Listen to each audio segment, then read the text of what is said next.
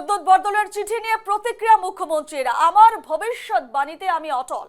প্রদ্যোৎ বরদলৈ বেশি দিন কংগ্রেসে থাকতে পারবেন না। প্রদ্যোৎ বরদলৈকে যে যুবক হত্যা করতে চেয়েছিল তাকে কংগ্রেস সভাপতি গামছা পরিয়ে দিলেন। প্রদ্যোৎ বরদলৈর সঙ্গে আমি 15 বছর কাজ করেছি। বরদলৈর স্বাভিমান আছে। কংগ্রেস থেকে প্রদ্যোৎ বরদলৈর স্বাভিমান বন্ধকে রেখে কাজ করছেন বলে মন্তব্য করেছেন মুখ্যমন্ত্রী।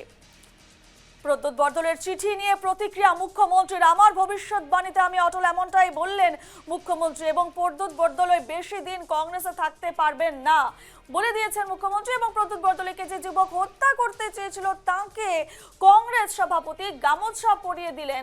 এভাবে কিন্তু তীব্র সমালোচনা করেছেন গৌরব গগৈর। এবং কংগ্রেসে থেকে প্রদ্যোৎ বরদলৈ যেভাবে স্বাভিমান বন্ধকে রেখে কাজ করছেন সে বিষয়টি উল্লেখ করলেন মুখ্যমন্ত্রী ডক্টর হিমন্ত বিশ্ব শর্মা।